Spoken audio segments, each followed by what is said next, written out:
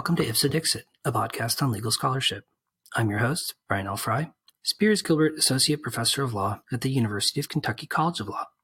My guest is Jonathon Booth, a PhD student in history at Harvard University.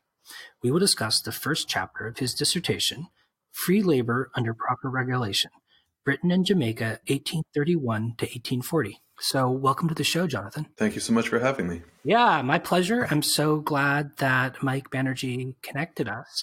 And I really enjoyed reading this chapter. I think this dissertation is looking like it's going to be something really fascinating and an important contribution to the field. I wonder if you could start by explaining to listeners who might not necessarily be all that familiar with Jamaican history, why the period from 1831 to 1840 was so important in Jamaica's specifically colonial history. Thank you so much, Brian. And so for those who aren't familiar with the British imperial history, the British Empire abolished slavery about 30 years before the United States did. So the initial abolition was in 1834. They instituted a kind of semi-freedom known as apprenticeship. And then in 1838, that apprenticeship system was also abolished, leading to, at least notionally, the total end of slavery. Interestingly, this didn't necessarily occur everywhere under British control. There's still lots of coerced labor in Africa and in India, which were viewed kind of separately.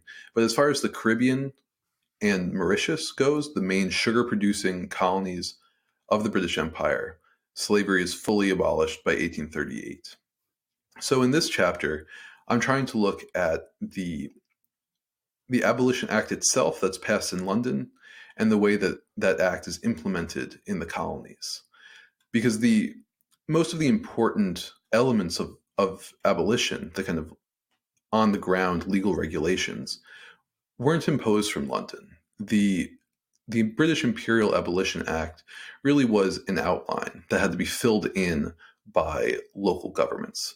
Most of the British colonies in the Caribbean had their own legislatures. In Jamaica, the Jamaican Assembly had been functioning as a self-government for the island, at least for the free, mostly white population, for almost a century and a half at the time of Emancipation. So there was really a long history of self-government for whites on these islands.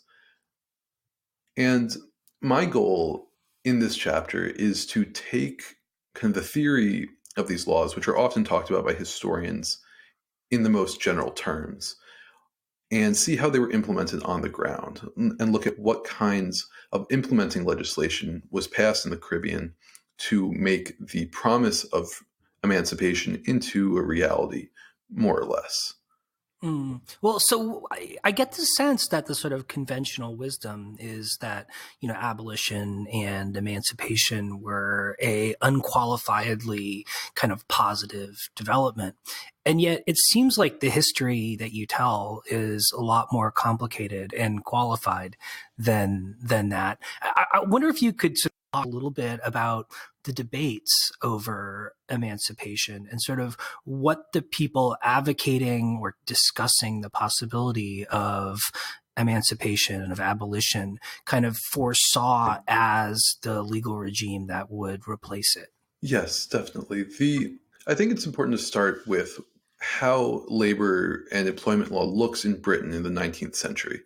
I think for a lot of people who are trained in contemporary law, we've really internalized the idea of contract freedom. You learn this in contracts. You can't be jailed for breaking a contract.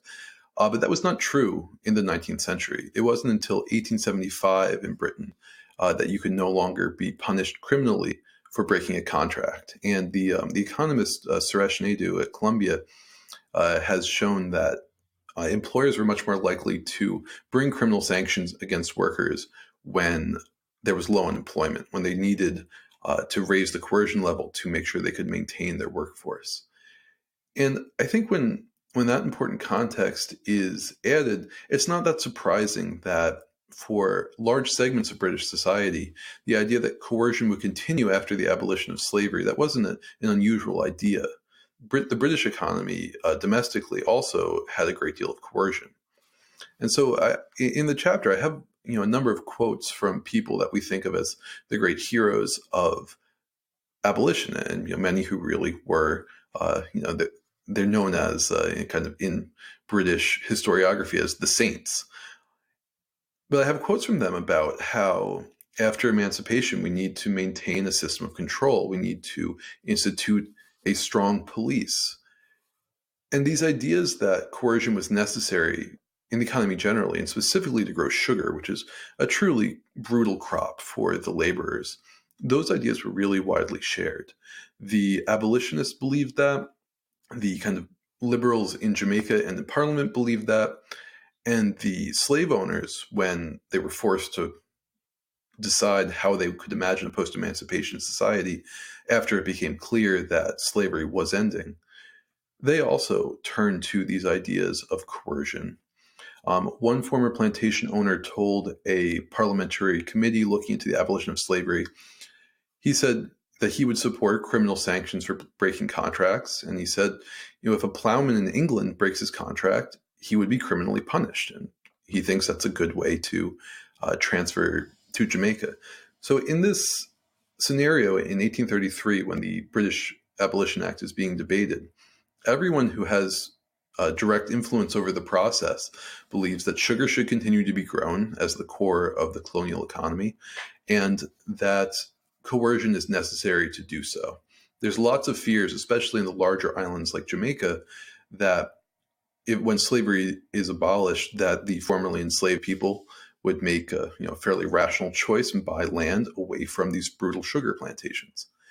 And there are a lot of different schemes to try to stop that, because they recognize that this would lead to a diminishment in sugar production, which is the core of the colonial economy. And so aside from the enslaved people who had, in Jamaica, staged quite a large rebellion in the winter of 1831 to 32, everyone who's making decisions in Parliament is kind of on the same page about what is required to maintain the colonial economy. Yeah, I mean, it does seem like the alternative would just be to pay people more money, but I guess that would be unappealing to the plantation owners. Yeah, and a lot of the abolitionists, and in Jamaica, the white part of the population that was most allied with the enslaved people was missionaries, especially Baptist missionaries, and they did try to make this point. One of the other issues is that the sugar prices collapse across the 19th century, especially as beet sugar production becomes more and more easy to do and more productive. And a lot of the planters were deeply indebted, and there was a lot of problems with getting enough cash to pay workers. But also, there's plenty of evidence that plantation owners colluded with one another to try to keep wages low, and also to try to extract as much money from the freed people as possible through, for example, if there was a family living on a sugar estate, if the wife refused to work, the planter would charge more rent for each member of the family, mostly wives and children who weren't working on the sugar plantation, to try to coerce them into working in the fields. Well, so when emancipation actually happened in 1833, I guess, what did labor regulation look like in the subsequent years? In other words, when you moved from a regime of slavery to a regime of free labor, like when that shift happened, how did the Jamaican colonial government start regulating the newly emancipated workers? So this is one of the core questions that I'm trying to answer across the dissertation, which also is going to look at the United States experience of emancipation. So how do governments use the law to enact this enormous transition? Really, what many have called, a social revolution. And in Jamaica, there were three major acts. First, there was the Abolition Act, which institutes apprenticeship.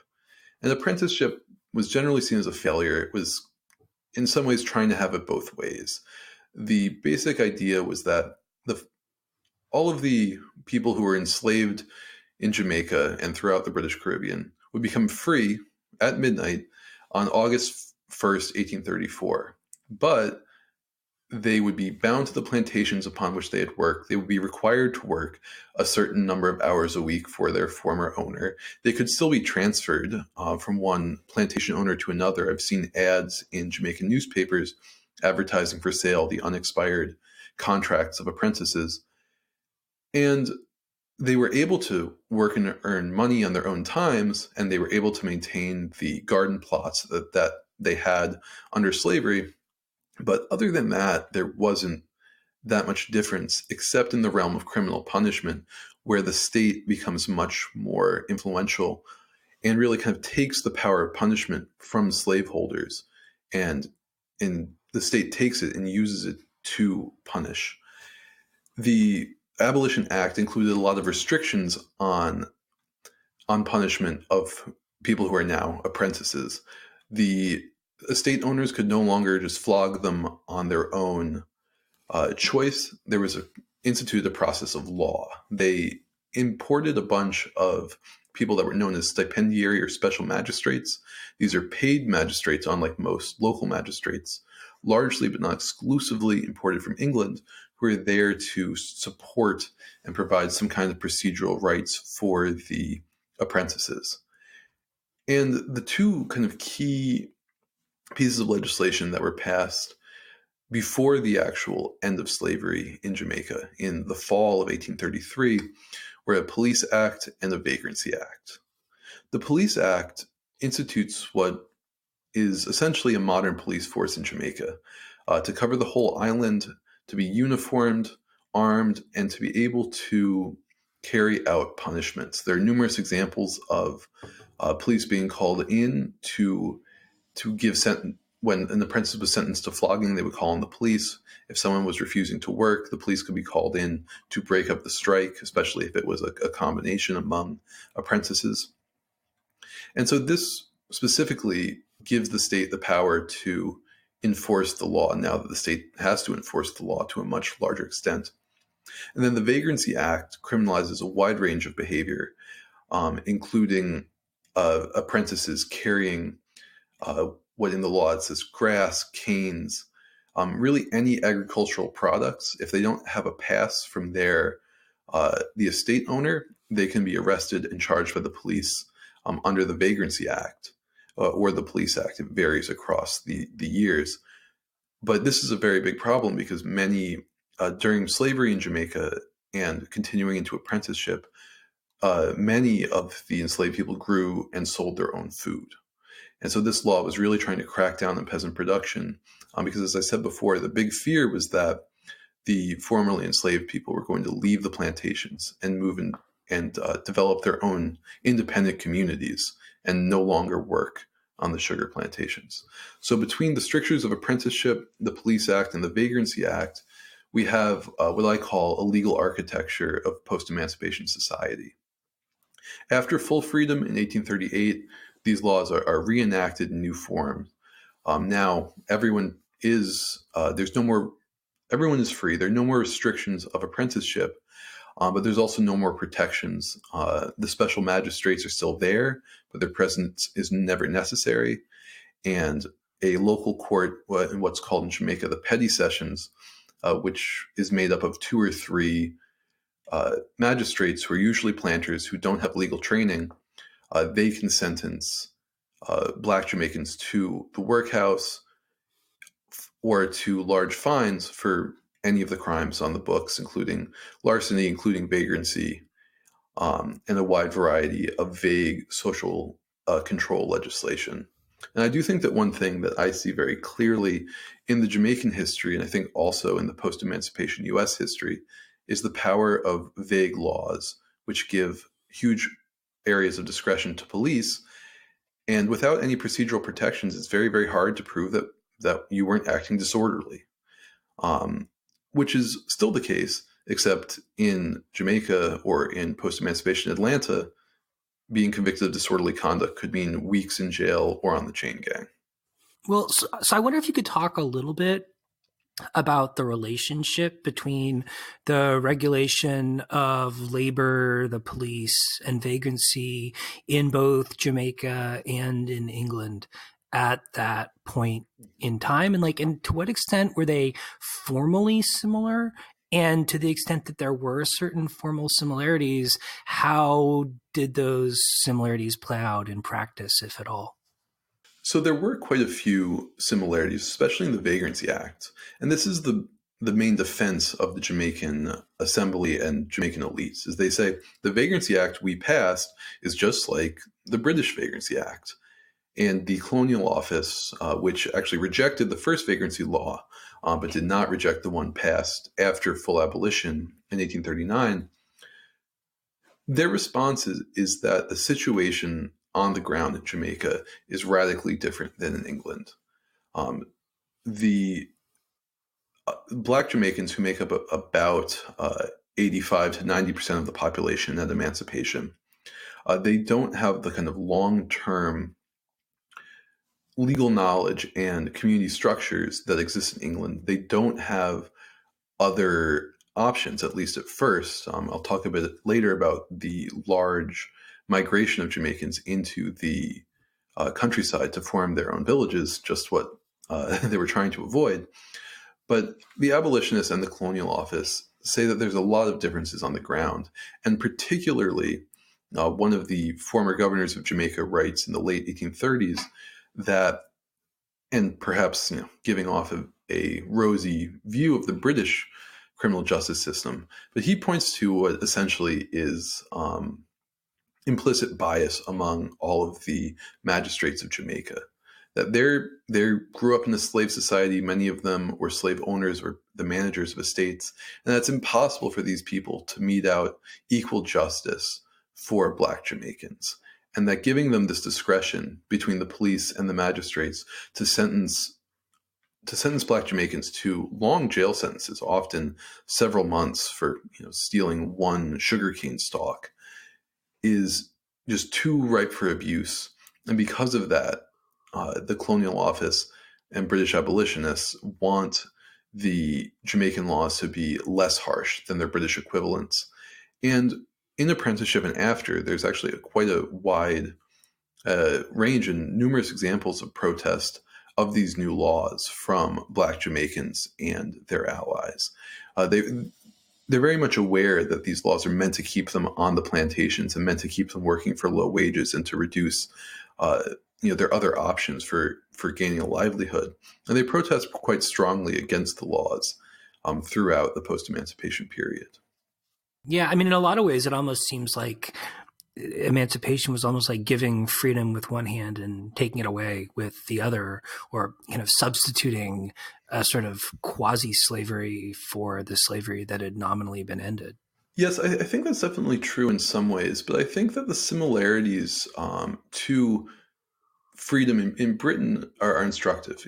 Marx, ironically called this double freedom, right? That you're free to labor for whomever you want, and you're also free to have no other way to survive. And in some ways, I think this was the goal of emancipation. If you want to keep people working for wages, you have to make sure they don't have other options in their lives. And in Britain, this was a very long process through the Enclosure Acts, through the Poor Laws. In Jamaica, they tried to institute it basically instantly. And there are several proposals that never actually are enacted to, for example, place very high taxes on any independent land ownership in Jamaica to make it impossible for freed people to buy land. And so in some ways, things are very, very different. We still have a government largely controlled by whites that's intent on passing racist legislation. But the legal structure is new, the institutions are new, and especially the freed people have a very strong sense and developing, growing sense of their rights and their political power, which grows through the post-emancipation period. And for me, I think the most important kind of material fact of post-emancipation Jamaica is that all of these legal attempts to keep the formerly enslaved people bound to the plantations, they fail. As soon as the fall of 1838, the now freed people and their missionary allies, they start buying up land to create free villages. And they're not in the middle of the mountains, isolated from anything, but they're close enough to allow for occasional wage labor, but also to have their own land to grow food and to practice both subsistence farming and kind of agricultural production for sale across the island. So I think that this both shows a very strong and very clear attempt to control labor, but also I think the story of Jamaica shows the difficulty for states of establishing effective police forces and of instituting hegemony, especially when, as in Jamaica, the black majority is so large, and the people who control the sugar plantations and really the capital of the island is a very tiny minority. Well, so I mean, I wonder what effect the shift you describe had on the plantation owners and on the finances of their plantations. And what, if anything, did they try to do to encourage people to stay and work on the plantations rather than moving to these free villages? So I think in a lot of ways, the Jamaican elites and plantation owners could react very irrationally to emancipation. As I mentioned earlier, a lot of these rent policies were, couldn't have been better designed to push people off of the plantations. A lot of Black Jamaicans wanted to stay where they had lived often for generations, where their ancestors were buried, but they were evicted. They were forced to pay totally unreasonable rents. And I think in a lot of ways, just as a matter of kind of economic policy, the planters themselves are in large part to blame for the rise of the free villages. Certainly it would have happened to some extent regardless, but it does seem like there were a lot of push factors pushing freed Jamaicans off of the plantations. And from my reading of the post-emancipation history, both in the initial period and kind of through the rest of the 19th century, they just don't have many ideas. They double down on coercion over and over again. In the 1840s, 50s, and 60s, the punishments for larceny are radically increased. The amount of larceny that could be tried, in a summary fashion before local magistrates, the value keeps going up. It seems like the only ideas they have are to increase coercion, are to try to crack down on Black culture, on processions, on Black religion. And this is their only idea on how to make the plantations profitable again. And the only other idea they have is immigration of indentured labor from South Asia, which happens to a much greater extent in Trinidad and Guyana, but in Jamaica, it's never a huge factor. There are a few people that do arrive and do work, but it's not enough to kind of change the balance of labor on the island. And, I think in a lot of ways, you have all of the negative effects of having these harsh laws. There's lots of anger at the courts. In 1865, there's a large rebellion in eastern Jamaica known as the Mauryans Bay Rebellion. And that was sparked actually at a minor trial for a minor assault. And one of the main causes of it was anger at the criminal justice system. So you have this very harsh legal architecture, but it still doesn't succeed in actually maintaining sugar production. One of the other major changes is that in 1846, in a big moment for free trade, Britain gets rid of tariffs on sugar, which means that all of a sudden the Jamaican and other British sugar islands are competing with slave-grown sugar from Cuba and Brazil, which, unsurprisingly is very hard, even with free labor, even with new technologies, especially as the price of sugar is dropping because of beet sugar. And so you see all of these Jamaican plantation owners who fought very hard against emancipation in 1846, when they're considering passing the sugar duties equalization. They say, we have free labor. We should not have to compete with this slave-grown sugar. And they're, adopt all this abolitionist rhetoric because it's very much in their interests. But they lose, and the kind of power of free trade. And also, I think, of spreading sense in Britain that emancipation was a failure. There's kind of there's a major, and I think to some people surprising, rise in racism and racist sentiment across the British Empire in the mid-19th century. If the 1830s are kind of this moment of liberal optimism, by the 1850s, and especially with the rebellion in India in 1859, there is really a major reaction that's occurring at exactly the same time as scientific racist ideas are spreading. So I think for a lot of British people who weren't and who didn't remain strong abolitionists, the cause of the Caribbean and the cause of anti-slavery really fades as the 19th century goes on.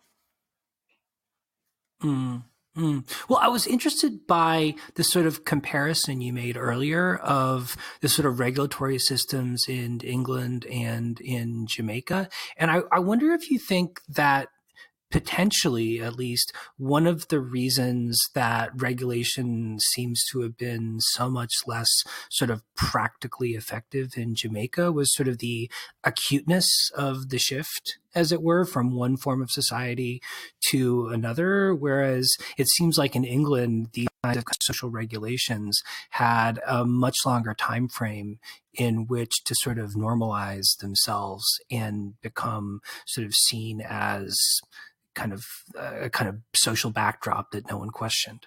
Mm-hmm. Yes, I definitely think that's a factor. Yeah, for so many reasons, it's much easier to make these changes gradually over a century or two, as happened in England.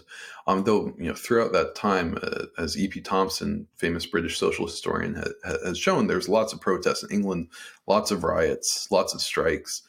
So even then, it's certainly not kind of a smooth, consensual process. But in Jamaica, the suddenness of the change, I do think is very important, and also because there's no real chance for the Jamaican state to learn to exercise its power effectively, which in some ways was very good for Black Jamaicans who were able to buy land, who were able to establish an independent existence away from the sugar plantations.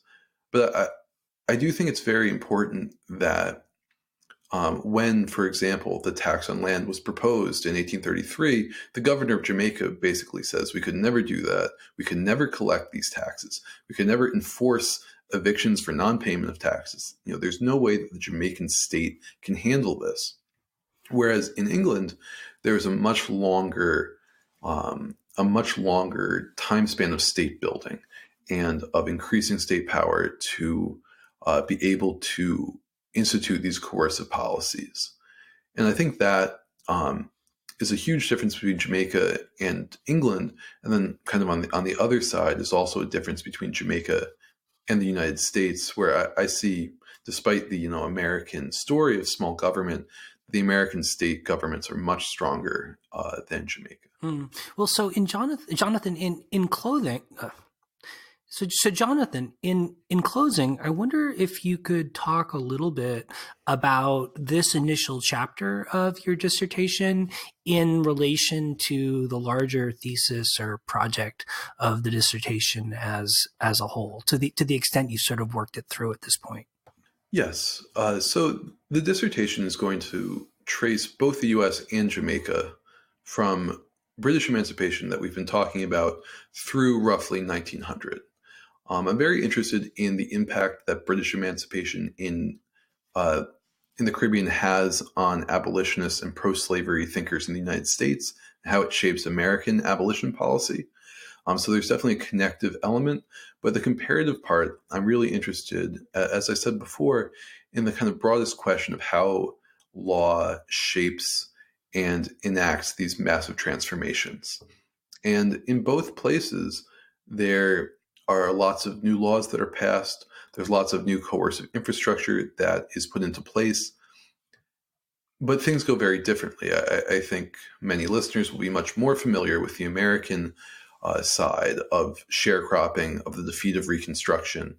And in the United States, far more formerly enslaved people and their descendants are still growing cotton in 1900 than Jamaicans are growing sugar in 1900.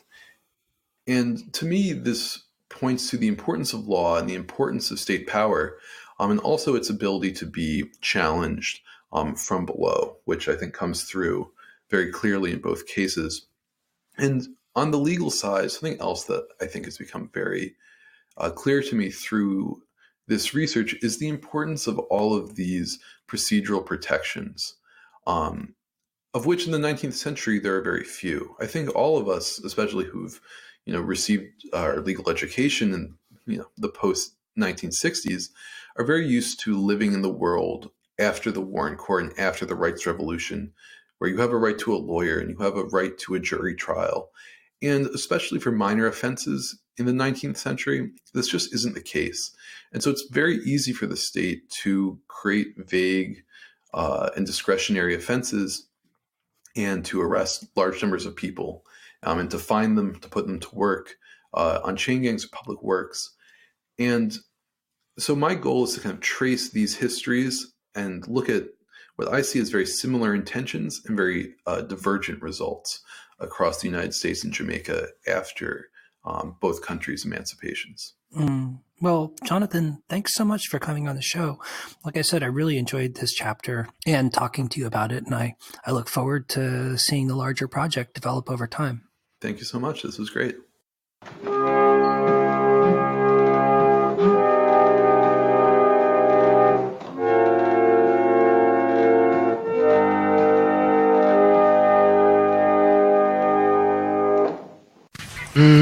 Babylon burning,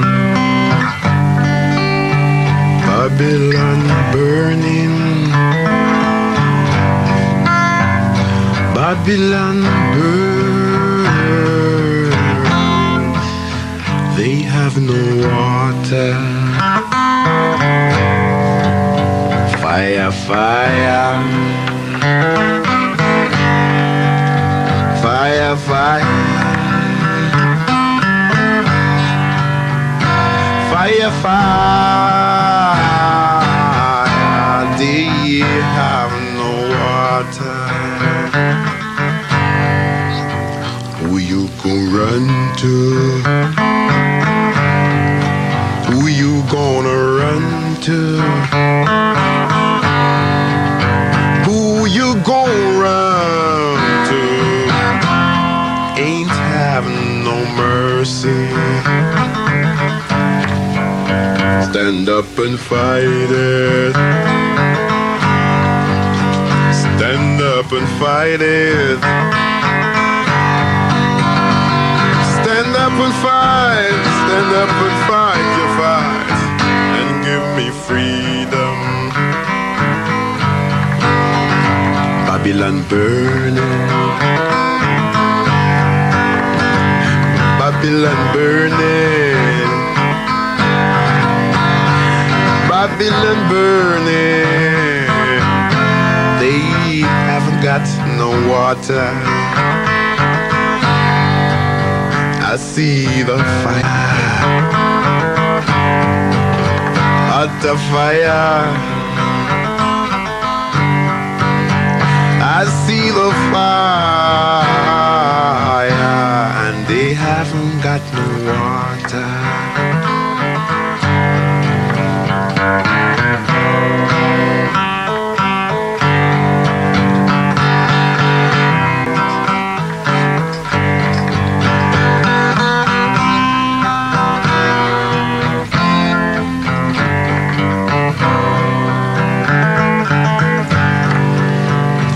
Who you gonna run to? Who you gonna run to? I said, who you gonna run to?